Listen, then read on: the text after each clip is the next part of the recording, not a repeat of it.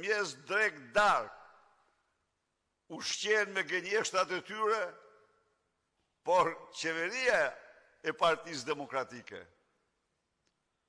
nuk autorizoi dhe nuk lejoi ndërtimin e asnjë kulle në Shqipëri.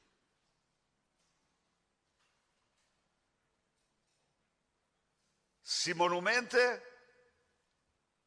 si dëshmi e korrupsionit dhe e drogës.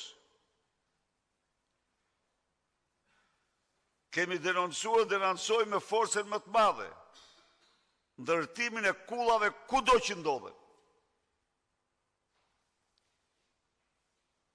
Por kjo është vepër e Edi Ramës dhe lidhjeve të tij, e narkoshtetit të tij. Ndaj dhe ju bëj thirrje mediave të investigojnë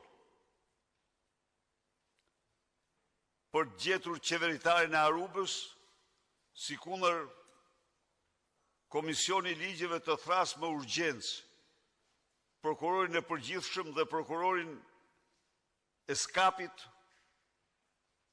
pse mbron qeveritarin? Të vijë aty t'jap llogari pse mbron emrin e qeveritarit. Çfarë sekreti mund të jetë? I vetmi që s'mund të jetë sekret është ai.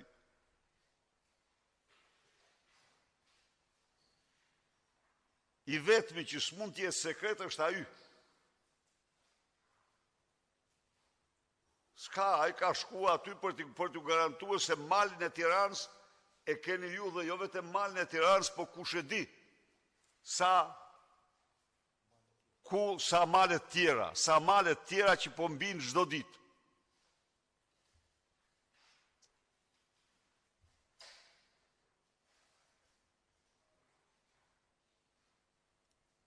Edi Rama i sfazur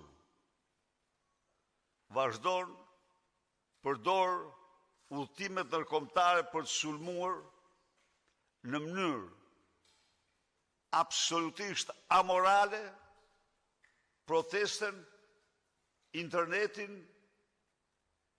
media sociale.